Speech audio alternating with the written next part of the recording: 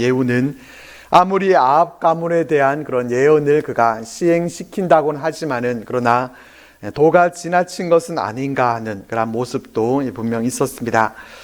그런 그의 삶에 대해서 어떻게 평가하고 있는지 28절과 29절 말씀을 보겠습니다. 예후가 이와 같이 이스라엘 중에서 바알을 멸하였으나 이스라엘에게 범죄하게 한 느밧의 아들 여로보암의 죄, 곧 베델과 단에 있는 금송아지를 섬기는 죄에서는 떠나지 아니하였더라. 이것이 예후의 삶에 대한 총평입니다. 그는 바알을 멸하였지만은 여로보암이 저지른 이 베델과 단에 있는 금송아지를 섬기는 죄, 그 전철은 그대로 밟았다라고 기록하고 있습니다. 바알은 멸했지만은 금송아지를 섬기는 죄에 대해서는 떠나지 않았다라는 것이 참 아이러니합니다. 예후의 이런 모습은 한마디로 그의 신앙과 삶이 분리되었다는 것입니다.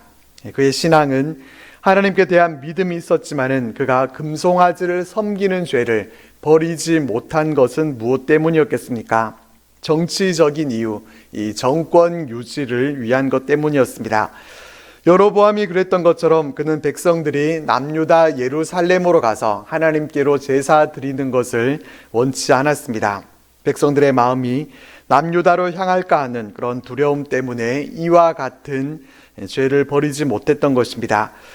예후는 자신의 이러한 행동이 권력을 지키기 위해서는 어쩔 수 없었다라고 그렇게 변명할지도 모르겠습니다. 그러나 그의 그러한 행동은 하나님을 대적한 이 바알 숭배자들의 모습과 별 다를 바 없는 그런 악한 행위였습니다. 바알 숭배자들이 하나님을 버리고 이 바알을 섬겼던 것은 그들의 욕심과 탐욕 때문이었습니다.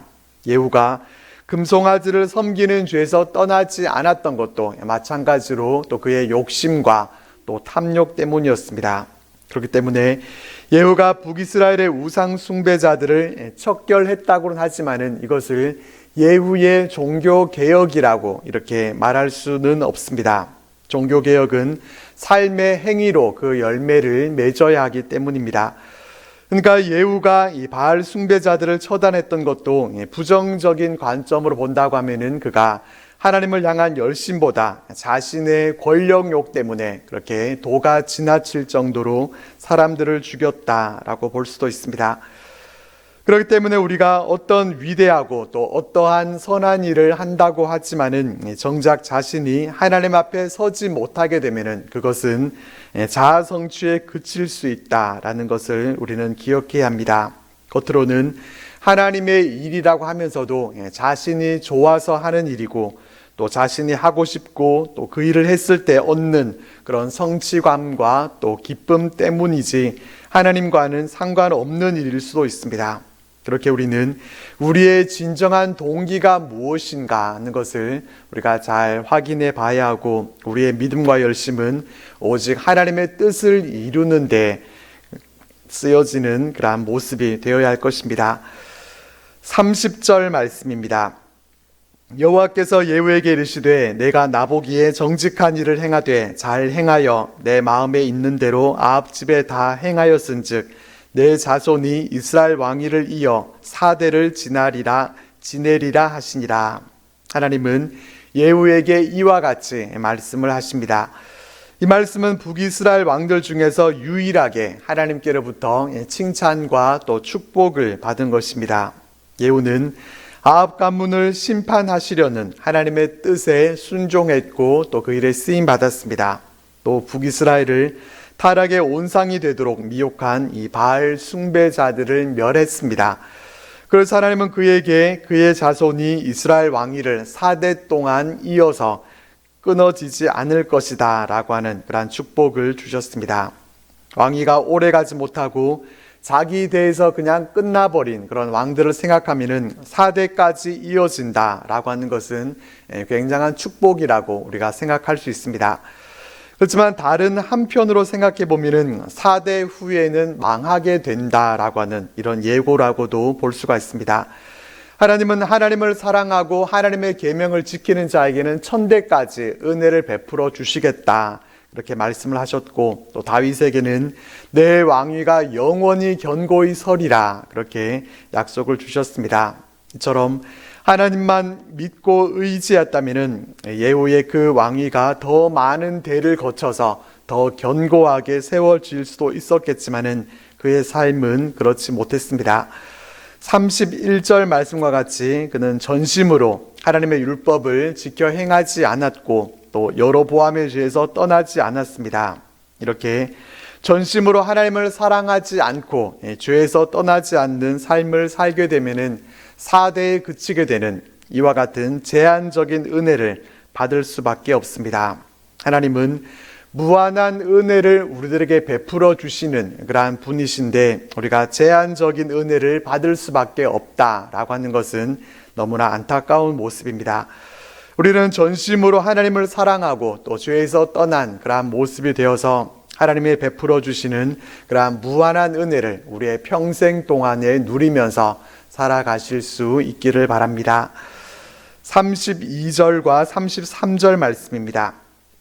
이때 여호와께서 이스라엘에서 땅을 잘라내기 시작하심에 하사엘이 이스라엘의 모든 영토에서 공격하되 요단 동쪽 길르앗 온 땅 곧 갓 사람과 루벤 사람과 므낫세 사람의 땅 아르논 골짜기에 있는 아로엘에서부터 길르앗과 바산까지 하였더라. 예후의 그런 삶은 왕위가 장차 4대까지 밖에 가지 못하는 것과 함께 또 그의 통치 당시에도 이 하나님의 징계가 임하게 됩니다. 이스라엘에서 땅을 잘라내기 시작하심에 라는 말은 이스라엘이 이제 적국에게 영토를 빼앗기기 시작했다라는 그런 말씀입니다. 이스라엘이 계속해서 죄에 머물러 있게 되니까 하나님은 그들을 돌이키기 위해서 하나님이 이스라엘의 영토 일부를 잘라내서 하사엘에게 주셨다는 것입니다. 아람 왕 하사엘이 강해서 이 북이스라엘의 영토를 그들이 빼앗았던 것이 아니라 그 주체가 하나님이셨다라는 것을 말씀해 줍니다. 또한 이스라엘 땅을 잘라내기 시작하심에라고 하는 이 표현은 아람의 침입이 이제 시작에 불과하다라는 것이고 그래도 깨닫지 못하고 계속해서 우상을 섬기고 그렇게 죄에 빠져 살게 되면은 이 같은 재난이 더 점점 심해지게 될 것이다 라는 그런 말씀이기도 합니다. 그리고 예후의 마지막은 사마리아에 장사됐고 28년 동안 이스라엘을 다스렸고 그의 아들 여호아스가 왕위를 이었다라고 말씀해 주면서 10장 말씀이 마무리됩니다. 예후를 통해서 얻게 되는 교훈은 처음의 열심보다 끝까지의 충성이 더 중요하다는 것입니다.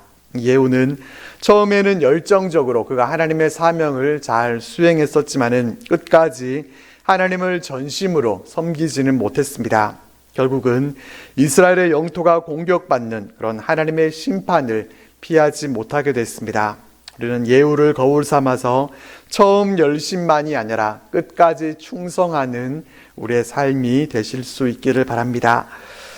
이제 11장으로 넘어가겠습니다. 1절 말씀입니다. 아하시아의 어머니 아달랴가 그의 아들이 죽은 것을 보고 일어나 왕의 자손을 모두 멸절하였으나, 앞에서 예후는 아하시아 왕과 또 그의 형제들을 모두 죽였었습니다. 이 아달랴는 아하시아의 어머니이고 또 이해하기 쉽게 말하자면 이 아달랴는 남유다의 이세벨이다라고 말할 수 있습니다. 아달랴는 실제로 이세벨의 딸이었고 정략 결혼에 의해서 북이스라엘에서 남유다로 시집을 온 것입니다. 이 아달랴는 아들 아하시아 왕이 예후에게서 죽고 난 후에 그가 권력을 차지하기 위해서 왕의 모든 자손들을 진멸하게 됩니다. 이 왕의 자손들은 자신의 손주들이기도 하고 또 다윗의 자손들이 됩니다. 이게 말이 되는 것이겠습니까? 자신의 손주인데도 이 아달랴는 자신이 왕권을 차지하기 위해서 그 손주들을 포함해서 왕위를 위협할 만한 그러한 모든 사람들을 학살한 것입니다. 어쩌면은 이세벨보다도 그 딸인 아달랴가 더 흉악했던 것 같다라는 생각도 듭니다. 아달랴가 이렇게 왕의 자손들을 다 멸절시키는 이런 상황에서 하나님은 다윗에게 어떻게 약속해 주셨습니까? 다윗 언약을 통해서 그의 왕위가 영원히 견고하게 해 주겠다 그렇게 약속을 하셨습니다. 근데 만약에 아달랴가 그렇게 해서 모든 왕의 자손들을 다 죽여버리게 되면 어떻게 되겠습니까? 하나님이 약속하신 것이 거짓 약속이 되고 이 언약 성취에 실패해버리게 되는 것입니다. 이 사건은 성경 역사에서 큰 위기가 되는 그런 사건이었습니다. 이 다윗을 통해서 메시아가 나시고 이 메시아이신 예수님이 영원토록 그렇게 왕위에 앉으셔서 우리를 다스릴 텐데 이 하나님의 계획이 큰 차질이 생기게 된 것입니다. 그렇지만 하나님께서 어떻게 가만히 보고만 계시겠습니까? 하나님은 약속하신 것을 이루기 위해서 일하십니다. 하나님의 일하심으로 어떻게 일이 진행이 되는가 하면은 이 여호세바가 요아스를 왕자들이 죽임을 당하는 중에 빼내서 숨깁니다. 요아스와 유모를 침실에 숨겨서 죽임을 당하지 않도록 그렇게 했습니다. 아달랴가 왕의 모든 자손들을 죽이는 일이 성공한 것처럼 그렇게 보였지만은 하나님은 하나님의 방법으로 이 다윗 왕가의 후손을 이렇게 보존하셨습니다. 이 아달랴의 계획은 하나님께 대한 도전이었고 그러한 악한 계획은 결코 성공할 수 없는 계획이었습니다.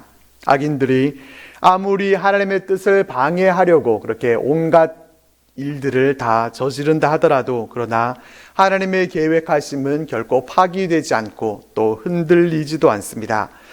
전능하신 하나님이 인간 악인 따위의 그런 계략에 패배하실 리가 있겠습니까?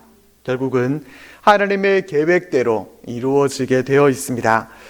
그렇기 때문에 우리는 잠시 당하는 어려움 앞에서도 결국은 하나님께서 선한 길로 인도하실 것이다 라고 하는 이 믿음을 갖고 끝까지 나아갈 수 있기를 바랍니다. 3절 말씀입니다. 요아스가 그와 함께 여호와의 성전에 6년을 숨어 있는 동안에 아달랴가 나라를 다스렸더라. 요아스는 성전에서 숨어 지내게 됩니다. 여호세바의 남편이 제사장 여호야다였기 때문입니다. 성전에서 1, 2년도 아니고 자그마치 6년이라는 시간을 보냅니다. 숨어 지내는 시간이 얼마나 힘들었겠습니까?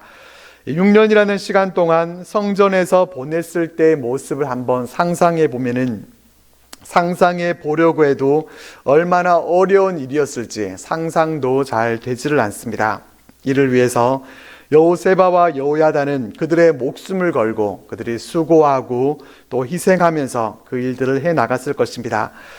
그렇게 왕자들이 모두 죽고 요아스가 성전에서 숨어 지내고 있는 동안에 이 아달랴가 유다를 다스립니다.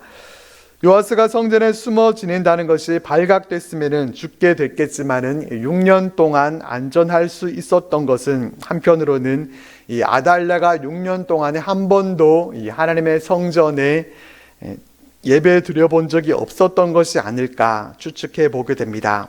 아달랴는 이세벨의 딸답게 북이스라엘에서 바알을 숭배하던 이 악한 일들을 남유다에도 끌어들였습니다. 그런 그가 하나님의 성전에 가서 예배를 드렸을 리가 없습니다. 어쩌면 여호세바와 여호야다가 성전에 요아스를 숨긴 것도 아달랴가 이와 같이 성전을 절대로 찾지 않을 것이다 라는 것을 알았기 때문에 그곳에 숨겼을지도 모르겠습니다. 그러던 중에 4절 말씀 보면은 7째 해에 여호야다가 성전에 가리 사람의 백부장들과 호위병의 백부장들을 데리고 들어갑니다. 이 가리 사람은 다윗 시대 때부터 호위병 역할을 감당했던 용병들이었습니다. 여호야다는 이들을 데리고 가서 그들과 언약을 맺고 또 맹세하게 한 후에 왕자 요아스를 보여줍니다. 제사장 여호야다가 이제 시간이 지난 후에 다윗 왕가의 회복을 위해서 움직이기 시작한 것입니다. 여호야다는 5절에서 8절 말씀과 같이 임무를 부여합니다. 너희가 행할 것이 이러하니 안식일에 들어온 너희 중 3분의 1은 왕궁을 주의하여 지키고 3분의 1은 수르문에 있고 3분의 1은 호위대 뒤에 있는 문에 있어서 이와 같이 왕궁을 주의하여 지키고 안식일에 나가는 너희 중 2대는 여호와의 성전을 주의하여 지켜 왕을 호위하되 너희는 각각 손에 무기를 잡고 왕을 호위하며 너희 대열을 침범하는 모든 자는 죽이고 왕이 출입할 때에 시위할지니라. 여호야다는 이 안식일 당번을 3분의 1씩 세 팀으로 나눠서 왕궁과 성문을 지키게 하고, 또 안식일 비번은 두 팀으로 나눠서 성전을 지키도록 지시합니다. 각자 무기를 가지고 왕을 호위하되 대열 안으로 들어오려는 사람은 죽이고 왕이 출입할 때 경호하도록 이렇게 지시를 내립니다. 여기를 보면은 두 가지를 볼 수가 있습니다. 하나는 아달랴가 나라를 다스린다고 하지만은 제대로 그가 지지를 받지는 못했다는 것입니다. 제사장 여호야다가 오히려 힘을 갖고서 이와 같이 사람들을 움직이게 합니다. 그리고 또 하나는 제사장이었던 그가 군사를 전략적으로 잘 배치를 했다는 것입니다.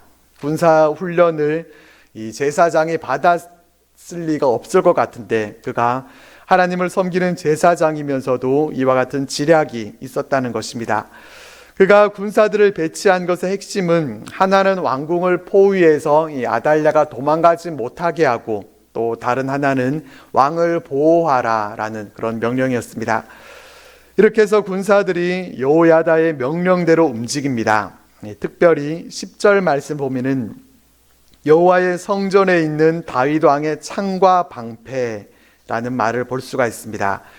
다윗의 시대는 이미 200년 전입니다. 그런데 그 유물과 같은 오래된 무기를 주었다는 것입니다. 그냥 무기를 내줬다 이렇게도 할 수가 있고, 또 무기에 대한 언급은 굳이 기록하지 않아도 될 것 같은데 이렇게 다윗 왕의 창과 방패를 언급했다라고 하는 것은 뭔가 강조하고 있는 바가 있는 것입니다. 무엇을 강조하고 있는 것이겠습니까? 여호야다의 지시를 따라 군사들이 움직인 것은 어떤 반란과 같은 그러한 모습이 아니라 그들의 임무가 종교적으로 또 왕실의 승인을 받았다라는 이런 의미가 있습니다. 군사들은 이를 통해서 이 모든 일이 다윗 왕조를 지키시는 하나님의 계획이고, 또 자신들이 이 일에 쓰임받게 되었다라는 사실을 그들이 분명하게 인식하게 됐을 것입니다. 이렇게 호위병들이 무기를 잡고 왕을 호위하면서 어떻게 진행이 됐는지 12절 말씀을 보겠습니다. 여호야다가 왕자를 인도하여 내어 왕관을 씌우며 율법책을 주고 기름을 부어 왕으로 삼음에 무리가 박수하며 왕의 만세를 부르니라. 여호야다는 요아스를 왕으로 세우는데 왕관을 씌우면서 여호야다가 특별히 율법책을 줍니다. 어떤 의미에서 줬겠습니까? 하나님의 율법을 잘 지키라라는 그런 의미로 줬을 것입니다. 예후는 전심으로 하나님의 율법을 지켜 행하지 않았지만은 이제 당신은 하나님의 말씀대로 이 나라를 잘 다스려 달라라는 그런 의미로 율법책을 줬을 것입니다.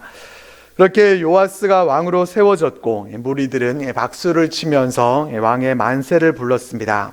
이 일은 단순히 6년 동안 숨어 있었던 아기가 이제 왕이 되었다라는 그런 정도의 의미가 아니라 신실하신 하나님이 다윗에게 언약하셨던 그것을 잊지 않으시고 이 다윗의 자손을 유다의 왕좌에 앉게 하셨다라는 데 큰 의미가 있습니다.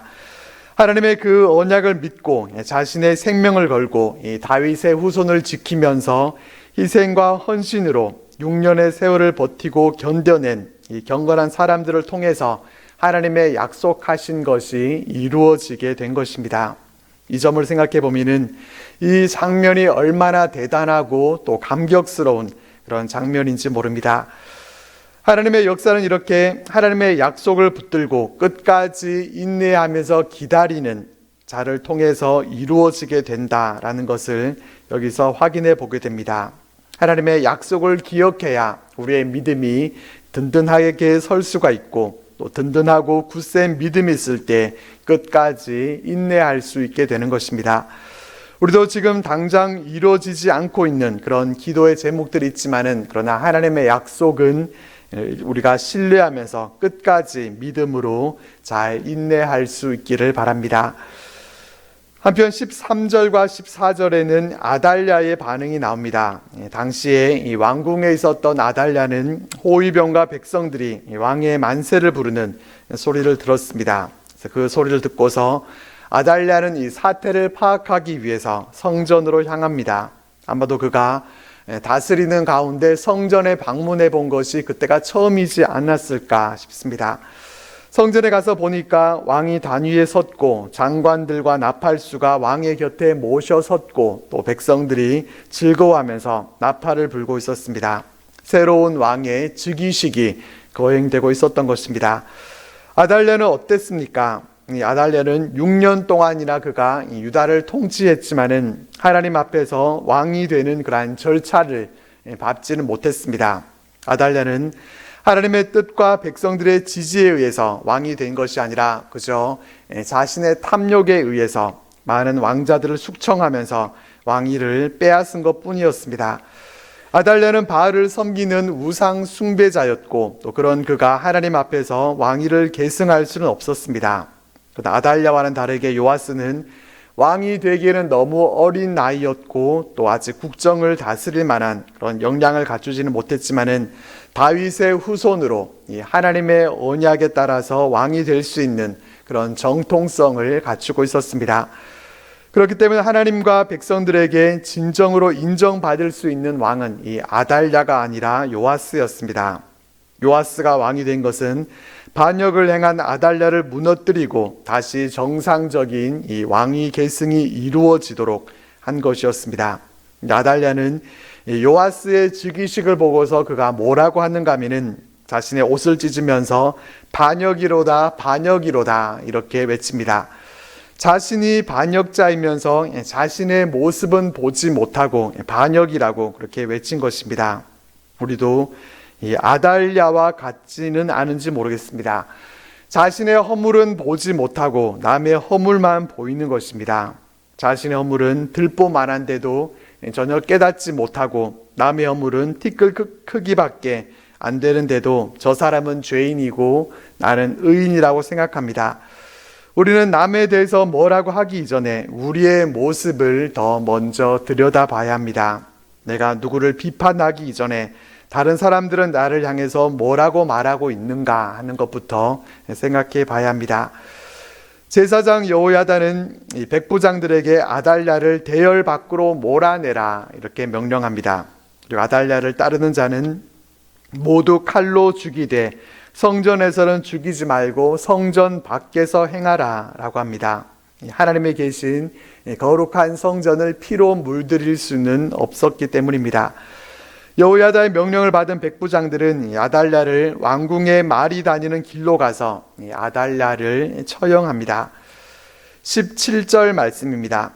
여호야다가 왕과 백성에게 여호와와 언약을 맺어 여호와의 백성이 되게 하고 왕과 백성 사이에도 언약을 세우게 하매, 요아스를 왕위에 앉히는 일에 성공한 이 여호야다가 가장 먼저 행한 일은 유다 백성들이 하나님의 언약 백성으로서의 그 정체성을 회복하게 하는 일이었습니다. 이 일을 위해서 먼저 왕과 백성들이 하나님과의 언약을 회복하게 했고 또 이어서 왕과 백성 사이에도 이 언약을 세우도록 했습니다. 여기서 왕과 백성에게 여호와와 언약을 맺게 한 것이 수직적인 그런 차원의 것이었다면 왕과 백성 사이의 언약은 수평적인 차원에 해당이 됩니다. 여호야다는 이 같은 언약을 세우게 함을 통해서 남유다가 하나님과 바른 관계를 회복하고 또 이러한 하나님과의 바른 관계 위에서 왕과 백성들은 물론이고 백성들 사이에도 관계를 새롭게 세워갈 수 있도록 이끌었습니다. 여호야다의 이러한 행동에서 우리는 신앙의 회복은 곧 관계의 회복이다 라는 것을 깨닫게 됩니다. 신앙생활을 시작했다라고 하는 것은 하나님과의 관계가 이제 회복되기 시작했다라는 그런 의미가 되고, 그러한 하나님과의 관계 회복이 이웃과의 관계 회복에도 원동력이 됩니다. 그렇기 때문에 우리가 믿음 생활을 한다고 하면서 하나님과의 관계에는 문제가 없지만은 우리 주변의 이웃들과 우리 지체들 사이에 불화하면서 살아간다면은 그 사람은 믿음의 삶에 대해서 잘못 이해하고 있는 것이 됩니다. 나 하나만 하나님을 잘 믿으면 된다. 이것이 믿음 생활의 전부가 아닙니다. 보이지 않는 하나님에 대한 사랑은 눈에 보이는 우리 이웃들과의 사랑으로 나타나게 되기 때문에 하나님을 사랑한다고 하면서 이웃을 사랑하지 않는 것은 말이 되지 않는 것입니다. 믿음 생활은 하나님과의 수직적인 관계와 또 우리 이웃들과의 이 수평적인 관계, 이 두 가지를 조화롭게 이루는 것임을 우리가 기억하고 올바른 믿음 생활을 잘 해나갈 수 있게 되기를 바랍니다. 이렇게 하나님과 백성들이 언약을 맺고 난 후에 온 백성들은 바알의 신당으로 가서 그 신당을 허물고 그 제단들과 우상들을 철저하게 깨뜨립니다. 바알의 제사장 맏단을 죽이고 여호와의 성전을 지키게 하고 또 요아스를 인도해서 이제 성전에서 내려와서 왕궁에 이르렀고 요아스가 왕좌에 앉음으로 인해서 온 백성들은 즐거워하고 온 성은 평온했다라고 말씀해 줍니다. 이 18절에서 20절 상반절 말씀에서 눈에 들어오는 단어는 온이라는 표현입니다. 온 백성이 바알 신당을 허물고 온 백성을 거느리고 온 백성이 즐거워하고 온 성이 평온했다는 것입니다. 이와 같은 일들이 어느 영웅 한 사람으로 그렇게 그 활약으로 된 것이 아니라 온 백성들이 함께 했다는 것이 참 의미가 있습니다. 교회 일들도 온 성도들이 함께 할 때 그때 의미가 있습니다. 교회 건축을 할 때 혼자서 몇십억을 봉헌한다거나 또 전도왕 한 분이 혼자서 수십 명을 전도하는 것보다 성도들 한 사람 한 사람이 한 마음으로 같이 하는 것이 훨씬 더 의미 있는 일입니다. 전교인 출석주일도 우리가 한 분 한 분이 더욱 기도하면서 함께 이루어 가실 수 있게 되기를 바랍니다. 20절 하반절에서는 아달랴를 무리가 왕궁에서 칼로 죽였다라고 하면서 16절 말씀에 왕궁에 말이 다니는 길에서 아달랴를 죽였다라는 것과는 다른 얘기인 것처럼 이렇게 보이는데, 이 아달랴는 왕궁 안이 아니라 왕궁 근처에서 죽었다라는 것을 다시 반복해서 얘기해 주고 있습니다. 이렇게 언급하고 있는 것은 왕궁의 평온함과 아달랴의 죽음을 대비시켜 주면서 유다가 평온케 되지 못했던 것이 바로 이 아달랴 때문이었다라는 것을 분명하게 보여주고 있습니다. 요아스는 이렇게 해서 7살에 왕위에 올랐다라고 말씀해 주면서 본문이 끝이 납니다. 오늘 말씀에서 우리는 예후와 아달랴 이 두 사람의 죽음을 볼 수 있었습니다. 예후는 하나님의 도구로 쓰임 받았지만은 금송아지를 섬기는 죄에서 떠나지 못함으로 인해서 아쉬운 죽음으로 끝맺고 말았습니다. 아달랴의 마지막 모습은 이세벨의 죽음과 마찬가지로 하나님을 떠나서 우상 숭배를 하면서 살았던 그 사람의 최후가 어떻게 되는가 하는 것을 잘 보여줍니다. 열왕기에는 수많은 왕들의 행적이 나오는데 그 가운데서 우리는 특별히 그들의 죽음에 대해서 우리는 잘 주목해 봐야 합니다. 우상 숭배를 하고서 평안하게 묘실에 들어간 사람이 없습니다. 하나님을 잘 섬기던 사람과 악인의 죽음이 어떻게 다른가 하는 것을 우리는 잘 확인해 봐야 합니다. 우리는 이러한 것들을 잘 확인해서 우리가 가야 할 길을 바르게 잘 보고 하나님이 원하시는 복된 길로 나아가는 우리 모두의 삶이 되시기를 바랍니다.